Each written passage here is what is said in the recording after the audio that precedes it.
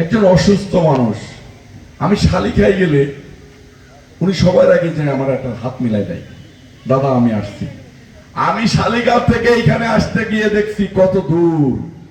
এইখান থেকে একজন হিন্দু মানুষ শালিখায় আমার খবর রেখে আমার সাথে সাক্ষাৎ করতে যায়, এটা আমার ভালোবাসা।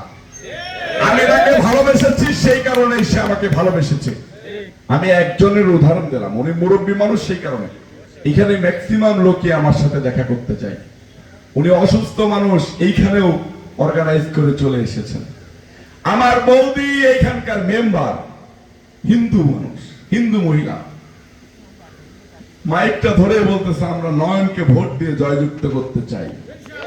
আমি ওনাকে প্রথম চিনলাম, এটা হলো ওনার সাথে আমার হৃদয়ের বন্ধন হয়ে গিয়েছে, আপনাদের সাথে আমার হৃদয়ের বন্ধন হয়ে গিয়েছে। আমি এই মা ছেড়ে আর কোথাও যেতে চাই না, এই ভালোবাসা ছেড়ে আর কোথাও যেতে চাই না। ওই ইট পাথরের শহরে আপনার মতো আমাকে কেউ ভালোবাসবে না, আপনার মতো আমার জন্য কেউ দোয়া করবে না। তাই আমিও আপনাদেরকে ভালোবেসে আপনাদের মাটিতে কবর হোক আমার, সেটাই চাই। আপনারা চান না? গিয়েছেন, অত্যাচার করেছে, নির্যাতন করেছে, নিপীড়ন করেছে, স্কুল কলেজের টাকা নিয়ে গিয়েছে।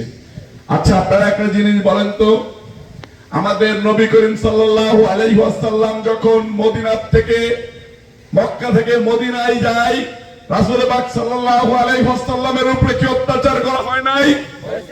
হয়েছে। আমার রাসূল কি পাল্টা আঘাত করেছিলেন? আঘাত করে নাই। তাতে কি হয়েছে? ওই সময় কিন্তু আমার রাসূলের যে ক্ষমতা ছিল, পাল্টা আঘাত করে ইহুদি নাসারাদেরকে ব্যানিশ করে দিতে পারত, কিন্তু করে নাই। কেন করে নাই? সকল মানুষই আল্লাহর সৃষ্টি, তার উপরে কোনো জিদ নেই।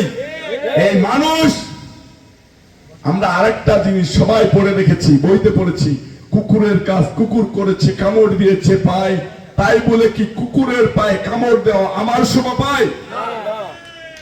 আমি একটা জিনিস বলতে চাই, আপনিও মানুষ, আমিও মানুষ, যারা আপনাদের উপর অত্যাচার করেছে তারাও মানুষ।